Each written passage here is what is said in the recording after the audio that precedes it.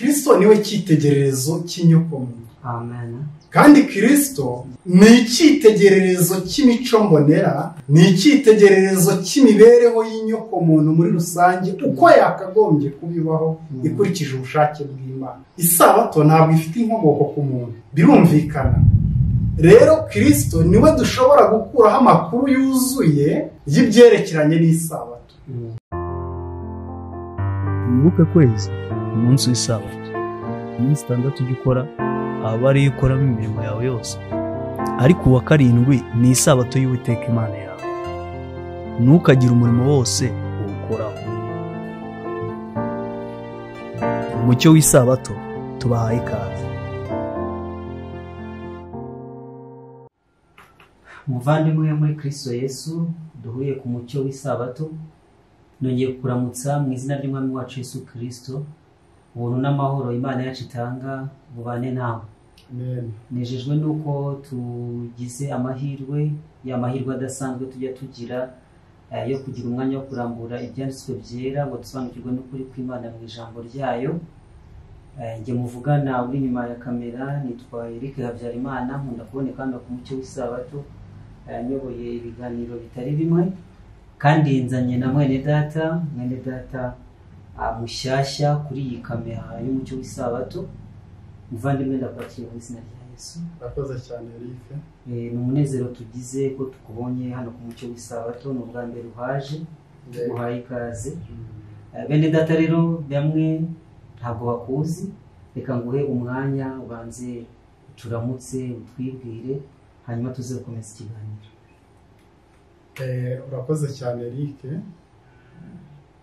Ntekereza ko yenda hari nta kwivuga kundi kudasanzwe, ariko muri make nitwa Nsengiyumva Bernard. Yego. Ndubatse, mfite umudamu n'umwana umwe. Yego. Ndumva ibindi ari byo, ndi umudivantiste w'umunsi wa karindwi. Ibindi ahari umuntu yabimenya tuganira mu buryo bw'umwihariko. Yego. Ariko ndumva ibyo bihagije. Yego, murakoze. Bernard rero ngushimiye ko yakiriye ubutumire bwacu. Yibwira ko utari umushyitsi kuri no channel umucyo w'isabato, ujye ukurikira ibiganiro byayo.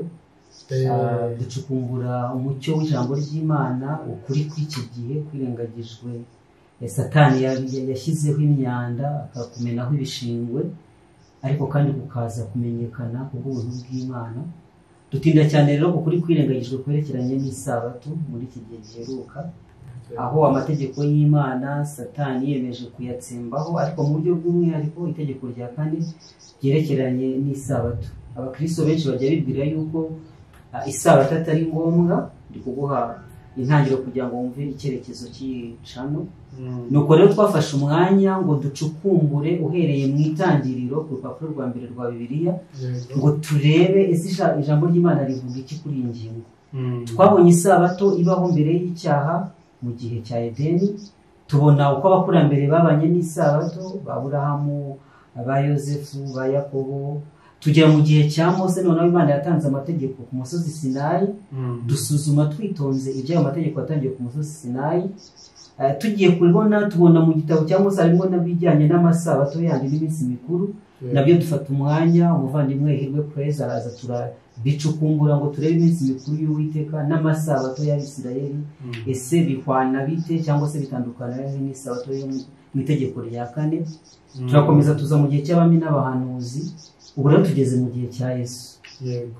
Umuvandimwe Olivier Ihonenyibuka amaze iminsi atuganiriza iby'igihe cyabanjirije icya Yesu, uburyo abafarisayo n'abigisha amategeko n'abandi bayobozi mu by'idini babayeho mbere gato y'igihe cya Yesu, baguye mu mutego w'imigenzo, maze bagenda bashyira imigenzo myinshi ku mategeko 10 y'Imana, ndetse ngo ni imigenzo igera muri 610, udutegeko duto tugenda twunganira amategeko 10. Buryo twasanze ari byo bintu byagiye biremera cyane, ari nabyo Kristo yaje guhangana nabyo. Rero tugize umugisha ko witabira ubutumire bwacu. Ndifuza ko ukomerezaho umuvandimwe Ihonenyibuka Olivier yagereje, noneho ukinjira mu mibereho ya Kristo nyirizina. Twarebye uko abafarisayo bari bameze, twarebye iby'imihango n'ingorane iteje, Olivier yasoreje ahantu heza ahuza iby'imihango yo muri icyo gihe y'abitwaga ko bicaye ku ntebe ya Mose n'imihango yo muri iki gihe y'abavuga ko bicaye ku ntebe ya Petero. Urabizi ko itorero ryubatse ku rufatiro rw'intumwa n'abahanuzi. Mu gihe Mose ahagarariye abahanuzi bo mu isezerano rya kera, hari uwitwa Petero uhagarariye intumwa zo mu isezerano rishya. Hari abavuga rero ko bicaye ku ntebe ya Petero nabo bazanye imihango. Aho tutabanye mu kiganiro cy'ubushize Olivier yatuganirije, ndabararikira kugira ngo bazarebe icyo kiganiro. Ndifuza ko twinjira no mu miro ya Kristo kugira ngo tuganirire, ariko mbere yuko tubyinjiramo mu muco wacu ko tubanza kwiragiza Imana kugira ngo Imana iyobore ibiganiro byacu. Nibyo rwose. Ngiye kugusaba rero ubanze usenge, hanyuma dufungure ikiganiro n'izina. Mbere yuko dusenga, murakoze cyane Eric, by'umwihariko kuba mwaradutekerejeho mukadutumira kugira ngo tugirane ibiganiro kuri ino nsanganyamatsiko nk'uko mbibona kuri channel yanyu umucyo w'isabato. Iyi ni ingingo yagutse cyane kandi nk'uko mwabitekereje mugahera mu itangiriro gukomeza, ni ingingo igenda igarukirana cyane ko ifashe hafi ubuzima bwose bw'inyokomuntu. Isabato ingana n'umuntu ukurikije igihe yabereyeho, hafi imyaka 600 bigiye gushira umuntu abayeho. Byumvikana neza yuko isabato ni insanganyamatsiko cyane abantu bagomba gutindaho. Imana ibaha umugisha. Rero kwa kubashimira igitekerezo cyiza mwagize, ariko kandi atari icyanyu. Burya nta kintu cyiza burya abantu tubasha gukora, buri kintu cyose cyiza dukora gikomoka ku Mana. Imana ibaha umugisha. Reka dusenge mbere yuko twinjira ku ngingo tugiye kuganira. Turagushimiye cyane Data wera ukiranuka wo mu ijuru, izina ryawe ryera rihimbazwe. Ubwenge, gutungana n'ubushobozi byose bikomoka kuri wowe. Twebwe abantu ducishijwe bugufi imbere yawe, mu cyubahiro kibi cyawe. Mu ijambo ryawe harimo umucyo n'ubugingo, kandi wariduhaye ngo ritubesheho. Ducishije imitima bugufi cyane ngo wongere kubana natwe, utugaburire. Duhe ijambo ryawe, wongere kutwigisha yuko umuntu adatungwa n'umutsima gusa, ahubwo amagambo yose ava mu kanwa kawe ari amutunga. Dusabiye abazumva iki kiganiro ndetse n'abagikurikiye, Mwuka wawe wera ashorere ijambo ryawe nk'uko ari isezerano ryawe yuko ijambo ryawe ritazagaruka ubusa, ahubwo rizasoza icyo waritumye mu muntu. Mwuka w'Imana akore ku mutima wawe ari umwe, icyo twifuriza kuko ari ubugingo uduhe kuburonka nk'uko ari isezerano ryawe. Turakwiragije dutangira iki kiganiro, ubane natwe kugeza ku musozo, mu izina rya Yesu Kristo. Amen. Muvandimwe Bernard, nari maze kuvuga idonido yuko ibintu byagiye bitangira naho tugeze ubu ngubu. Yego, tugeze mu gika gikomeye, igika cy'imibereho ya Kristo, ndetse impamvu zitangwa kenshi ku ngingo y'isabato nizivuga ko Kristo ibyo yakoze yavanyeho isabato, niwe wayikuyeho. Ku buryo abayizirikaho bababona nk'abantu bikomeje ku mihango y'Abayuda, mu gihe Kristo yabibambye ku musaraba. Ndifuza yuko tuzaganira nawe ku isabato mu mibereho ya Kristo. Yego rwose. Tukabimuzi twitonze, yewe hari na mwene data uzaza adufashe atuganirize ku bitangaza Kristo yakoze by'umwihariko ku munsi w'isabato. Ariko we ndifuza ko tuganira ku mibereho. Se Kristo yabagaho ate? Ese byagenze bite? Yitwaye ate ku byerekeranye n'isabato mu buryo bw'umwihariko? Aho ngaho niho nshaka ko dutinda. Kugira ngo twinjiremo rero neza, ndakubaza ikibazo cy'amatsiko, kandi ikibazo cy'ingenzi cyane. Iki kibazo na Yesu Kristo yigeze kukibaza, abaza ati abantu bavuga ko ndinde. Ubundi kuri wowe Yesu Kristo ninde? Murakoze cyane Eric, ntekereza ko iki kibazo ari cyiza cyane mbere yuko twinjira n'ubundi muri ino nsanganyamatsiko ivuga kuri isabato na Kristo, kuko byagorana cyane yuko umuntu yakumva isabato icyari cyo atumvise Kristo. Ikindi kandi kubera ko mu ntambara tuba turimo zihanganishije icyiza n'ikibi, ko iyo ntambara irushaho kujya mbere, isabato ni ingingo igibwaho impaka cyane ndetse irushaho kugarukirana. Ndetse hari n'ikintu cyantangaje, burya mu bihugu byinshi byagiye bishinga uburepubulika, birumvikana nyuma y'umwaduko w'ubukorone, byinshi ubona yuko hagiye habaho gucanganyukisha abantu ku byerekeranye n'iminsi uko ibarwa, kuko hari aho usanga bita umunsi w'isabato ku wa gatandatu, ariko wakwinjira mu ndimi z'andi mahanga ugasanga ntabwo bavuga ku wa gatandatu.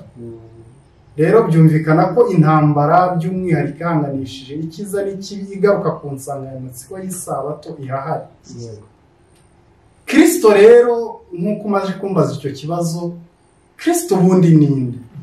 Ubundi se kubera iki mugani tugiye kuganira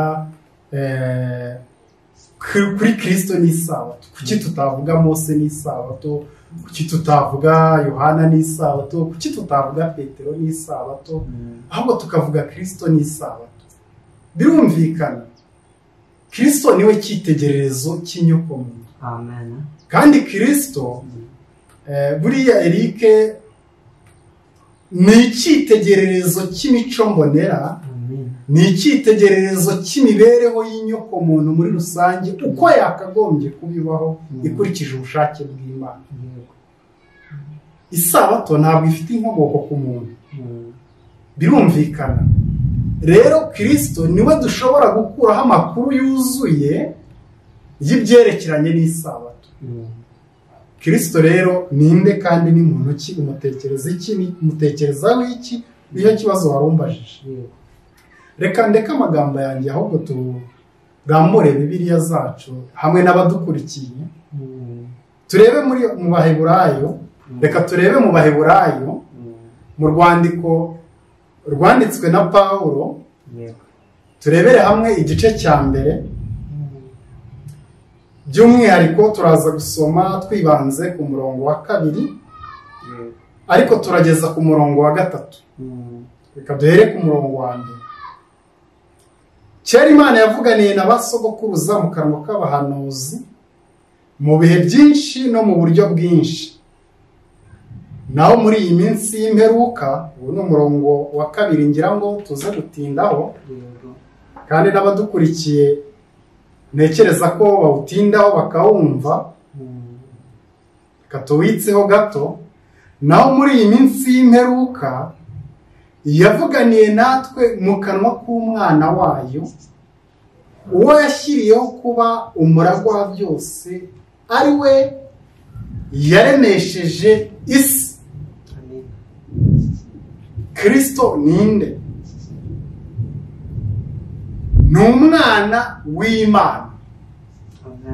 Niko ijambo ry'Imana ritubwiye.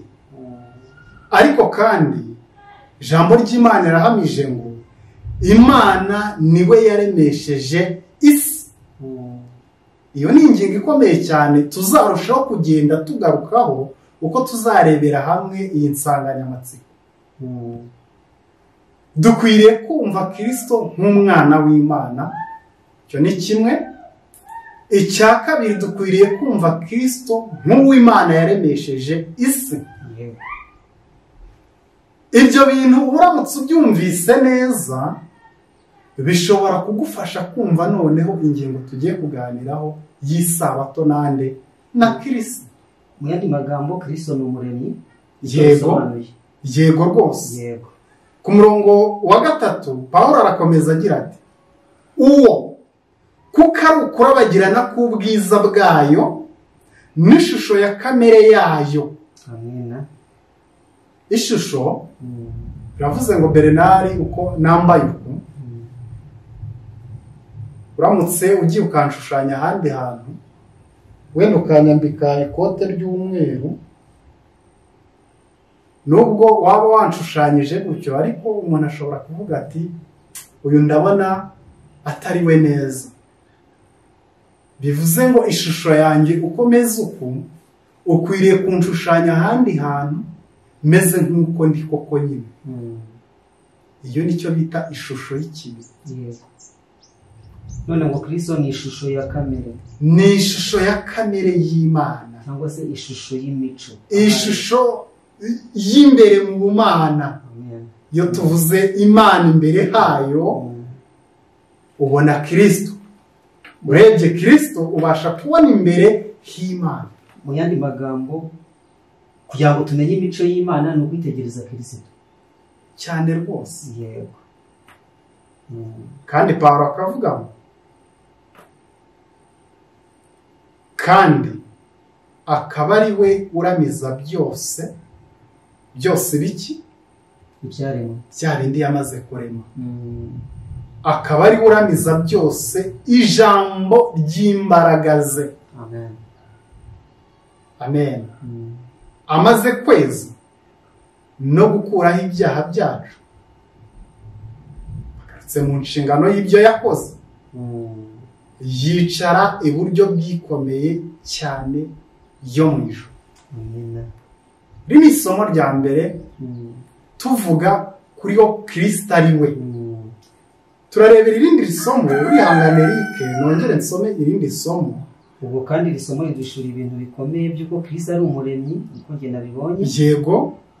Niwe wishurwa kw'imico y'Imana. Yego. Niwe mucunguzi kuko hajemo ibyo gukurwaho ibyaha. Yego rwose. Umva ni ingingo eshatu ngiye nkuyemo zikomeye: umuremyi, umucunguzi, ishusho y'imico y'Imana. Ongeraho yuko ari nawe weza. Amen. Aracunguye ariko aranejeje, atunganije umunyabyaha agere ku kigero cy'imico. Ongeraho kandi yuko yicaye iburyo bwikomeye y'Imana. Mu yandi magambo ari mu bwiza, agiye mu bwiza. Izi ni ingingo zikomeye cyane, wenda hari Imana nibishaka tuzagira igihe cyo kubiganiraho. Reka turebe irindi somo ryo mu Bakorisayi igice cya mbere ku murongo wa 15. Ubutumwa bwiza, urwandiko rwanditswe na Pawulo arwandikira Abakorisayi igice cya mbere ku murongo wa 15. Haranditse ni nawe shusho y'Imana itaboneka. Bagarutse kuri cya kindi Pawulo yavuze mu Baheburayo. Nibyo rwose, ari ishusho y'Imana. Ndagira ngo abantu baguke tujyane. Reka wenda turehere ku murongo wa 14. Niwe waducunguje amaraso ye ngo tubone kubabarirwa ibyaha byacu. Yaramaze kubivuga mu Baheburayo 15. Ni nawe shusho y'Imana itagenza gute, itaboneka. Niwe mfura mu byaremwe byose, kuko muri we arimo byose byagenje gute, byaremewe. Ntabwo ari imfura kubera ko wenda yabanje kuremwa ibindi bigakurikiraho, ahubwo muri we nimwo byose byagenje gute, byaremewe. Ari byo mu ijuru cyangwa ibyo munsi mu isi, ibiboneka ndetse n'ibitaboneka, intebe z'ubwami n'ubwami bwose n'ubutware bwose n'ubushobozi. Ngo n'iki? N'ubushobozi bwose. Niwe wagenje gute, niwe wabiremye byose. Kandi rero niwe wagenje gute, ni nawe byaremewe. Amen. Ndumva ntarenze ahangaha mvuga uwo Kristo ari we. Ndumva Eric rwose ahabihagije. Birahagije. Kandi mwene data uri kudukurikira, izi ngingo zizirikane cyane. Yego rwose. Kristo agaragajwe n'umuremyi, kandi mushimiye yuko wasomye amasomo yo mu isezerano rishya. Kristo agaragajwe nk'umuremyi, Kristo agaragajwe nk'umucunguzi, Kristo agaragajwe nk'ishusho y'Imana itaboneka. Kristo agaragajwe nko kwishurwa kw'imico y'Imana. Amagambo nk'ayo akomeye nayo kuzirikanwa cyane. kandi ababana natwe ku mucyo w'isabato igihe twasuzumaga itegeko ry'isabato hari ikintu gikomeye twabonyemo kuko mu minsi 6 Imana yaremye maze ku munsi wa karindwi ikaruhuka. Ubwo mu yandi magambo dukurikije amasomo maze kudusomera kuko mu minsi 6 Yesu Kristo yaremye maze ku munsi wa karindwi akaruhuka. Ibyo rero ni ibintu bikomeye cyane byo kuzirikana kugira ngo twumve izo attributes za Yesu, ubwo bumana bwa Kristo, uko kuba umuremyi naho biza guhurira n'isabato. None se yego ndumva Yesu yumvikana. Reka nanjye none mubaze ikindi kibazo kugira ngo tuzinjire mu mibereho ya Kristo n'isabato. Isabato yisobanukirwa gute? Murakoze cyane Eric. Kugira ngo twumve isabato nkuko twifuze ko abantu bazirikana ku ngingo dutangiriyeho icyo ibyanditswe byera bitubwira. Ibyanditswe byera bitugaragarije Kristo nk'ishusho y'Imana itagaragara nk'umwana wayo. Kabiri byongera kutugaragariza nk'umuremyi waremye. Ibyo biri butwinjirize mu itangiriro. Ni iki hatubwira? Iyo dusomye itangiriro mu gice cya 2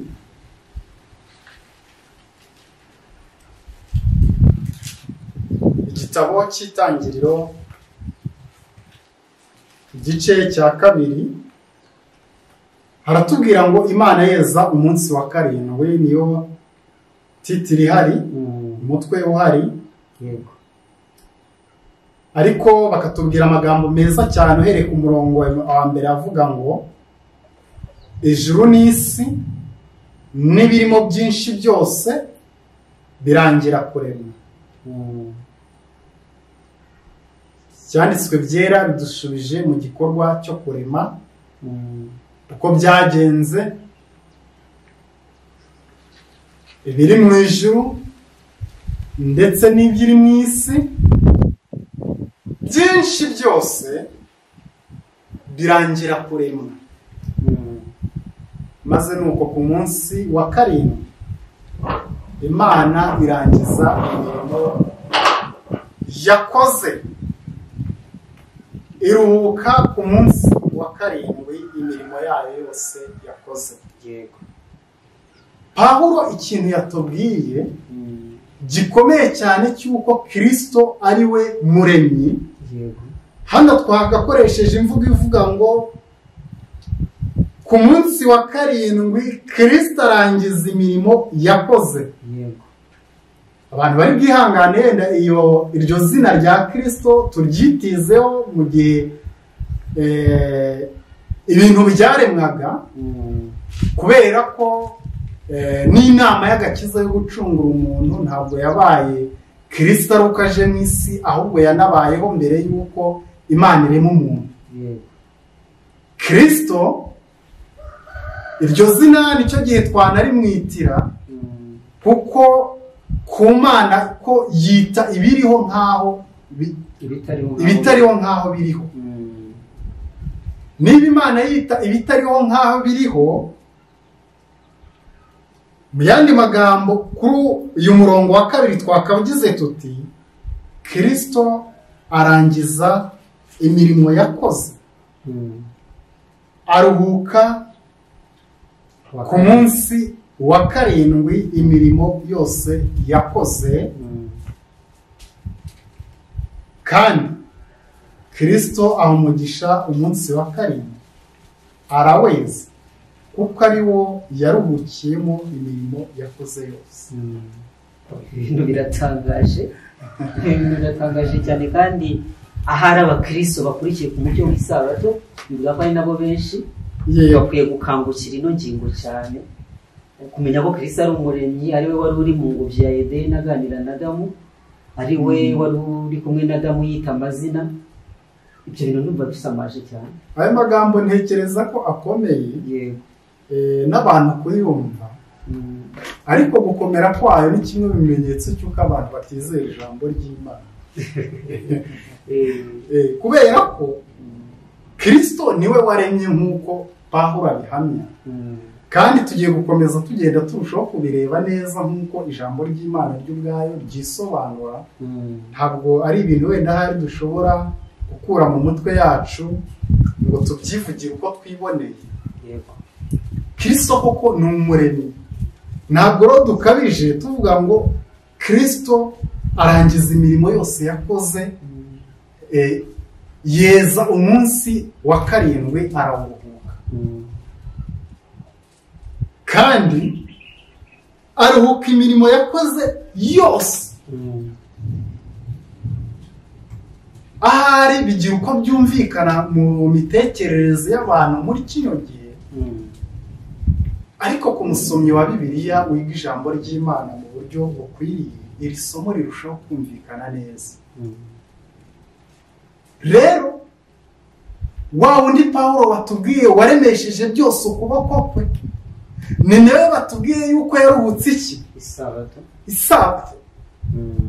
Aruhuka imirimo yakoze ku munsi wa karindwi,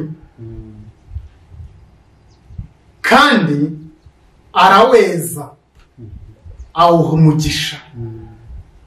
Ni ikintu gikomeye cyane. Eric, ni ibintu bitakorewe indi minsi yose. Umunsi wa karindwi turumva ukorewe ibintu bigera kuri 3.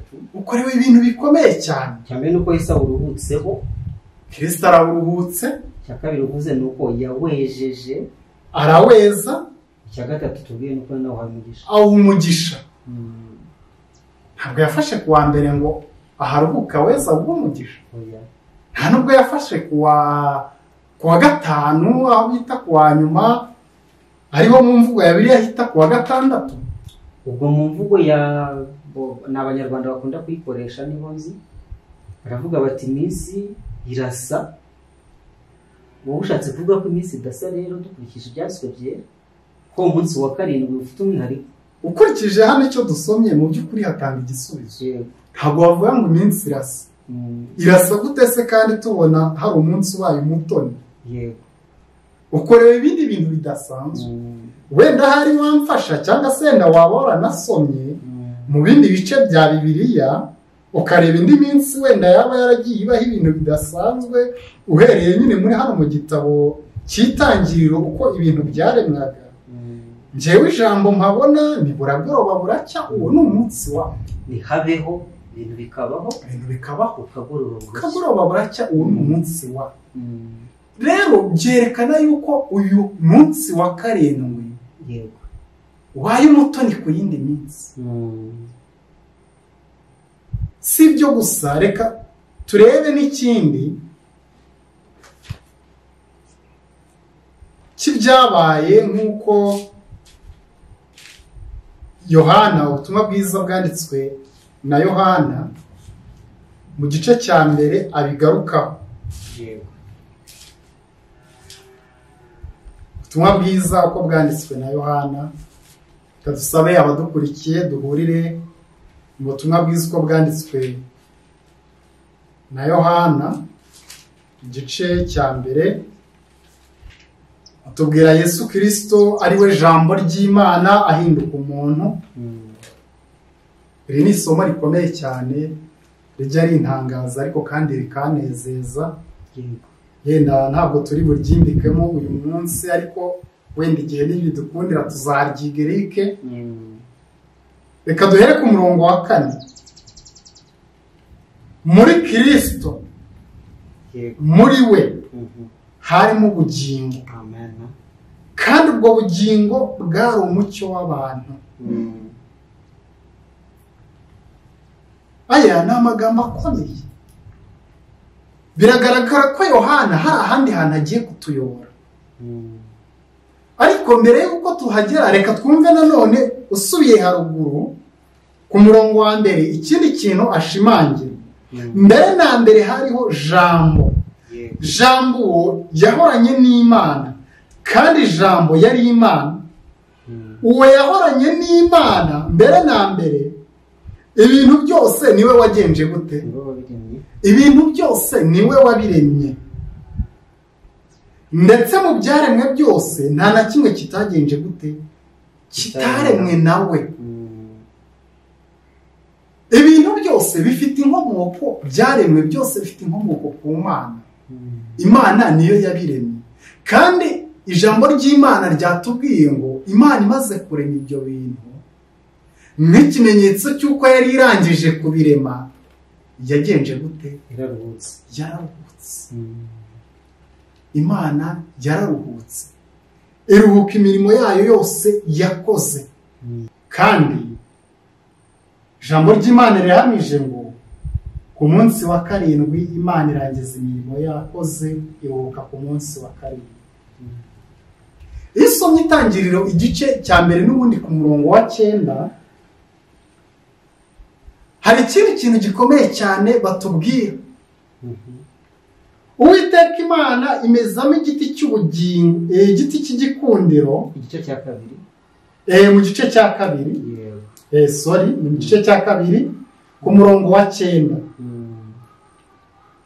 Uwiteka Imana imezamo igiti cyose cy'igikundiro cyera imbuto ziribwa, imezamo igiti cy'ubugingo hagati muri iyo ngobyi, imezamo n'igiti cy'ubwenge bumenyesha icyiza n'ikibi. Imana ifata umuntu yari imaze kurema, imujyana mu ngobyi, kandi muri iyi ngobyi ya Edeni, ijambo ry'Imana riratubwiye ngo Uwiteka Imana imuha igiti cyose cy'igikundiro, kandi imezamo igiti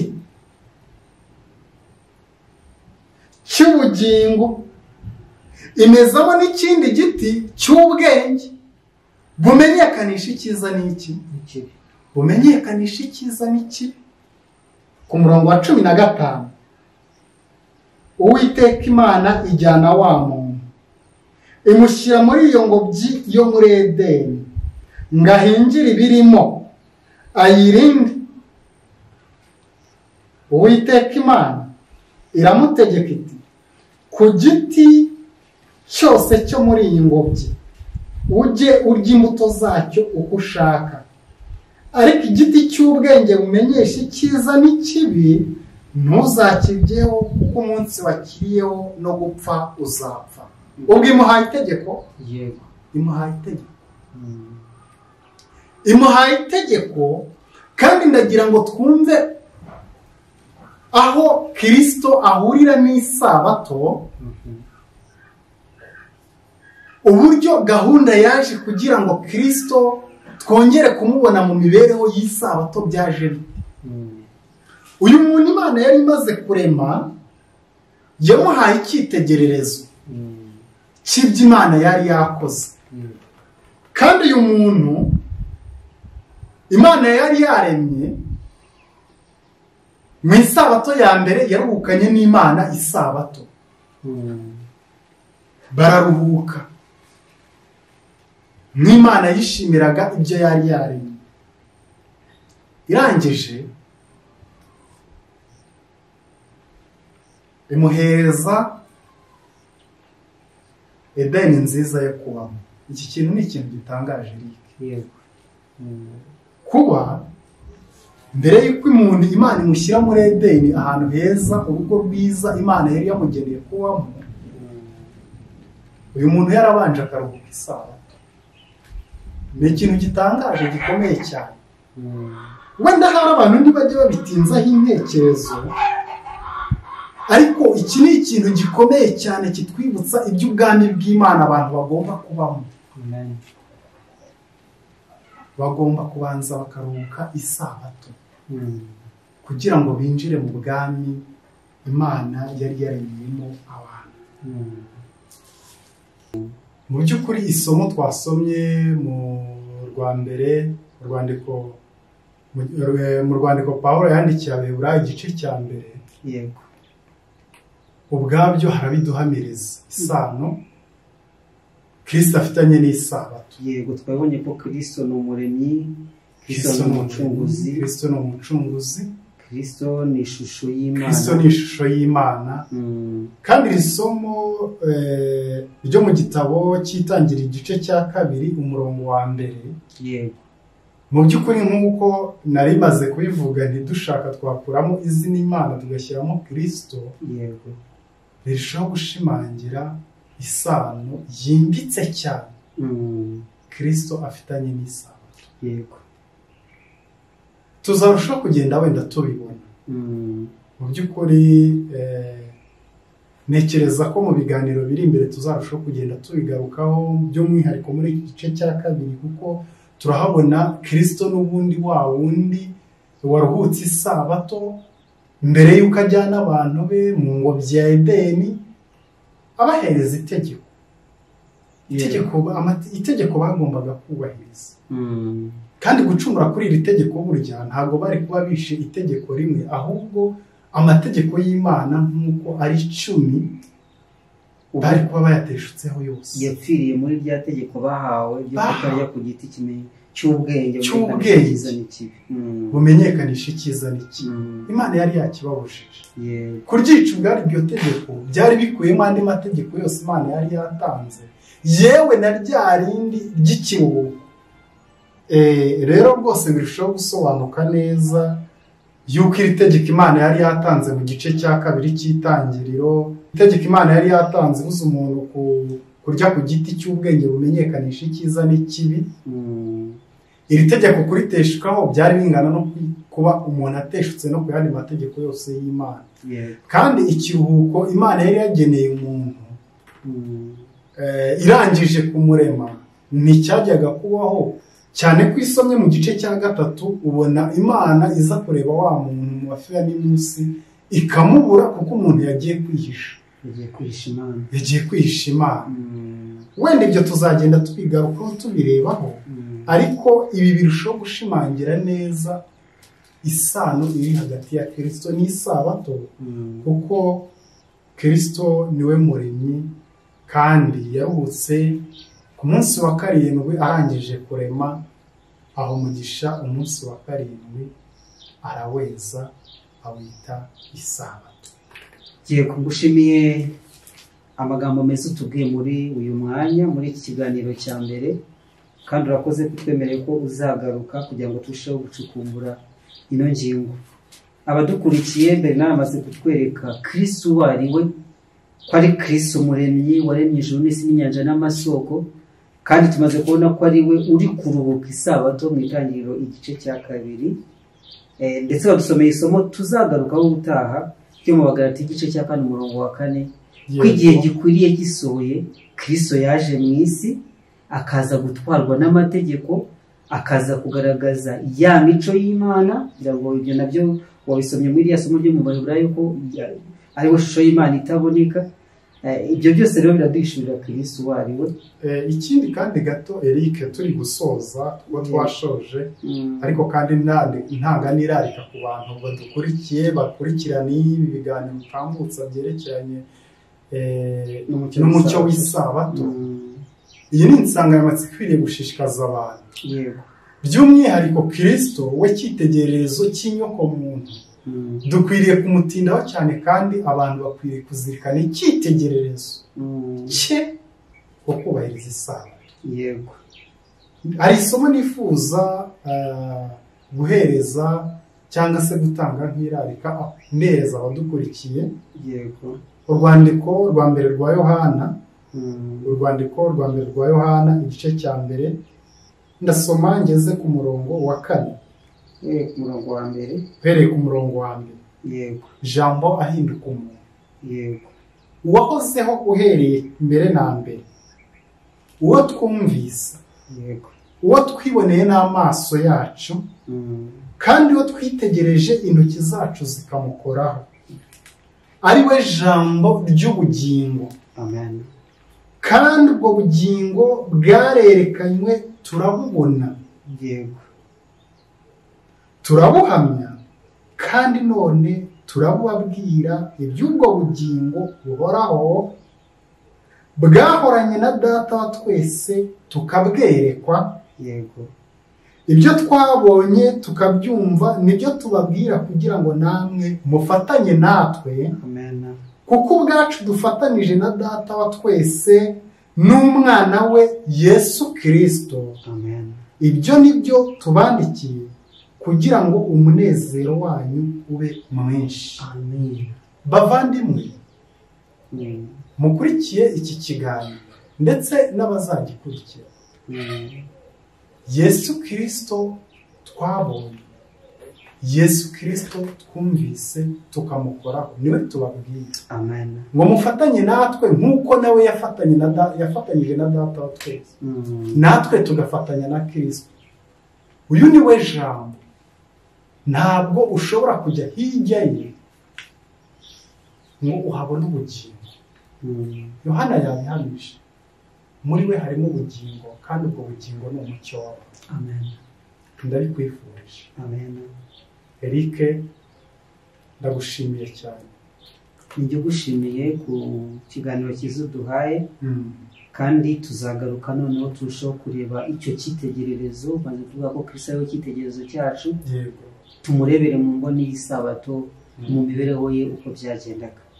Twatangiye rero dusenga, n'ubundi ndifuza ko dusoza dusenga, kandi ndagusaba kugira ngo n'ubundi ugisoreze n'isengesho. Urakoze cyane, reka dusenge. Turagushimiye cyane Mwami Yesu mutanga bugingo, wowe cyitegererezo cy'imibereho yejejwe, icyubahiro kibi cyawe. Amen. Ni wowe bugingo, kandi muri we hariho umucyo, ugukurikira ntazagenda mu mwijima. Amen. Kandi uwakira ubugingo muri wowe azahoraho iteka, icyubahiro kibi cyawe. Amen. Dushoboze kubwakira. Shoboza n'umuntu kuri iki kiganiro ndetse n'uzagikurikira kwakira ubugingo buri muri wowe. Kandi Mwami, utubere umucyo nk'uko wabivuze ko ijambo ryawe ari itabaza ry'ibirenge byacu, ritumurikire kugeza ku iherezo, mu izina rya Yesu. Amen. Amen.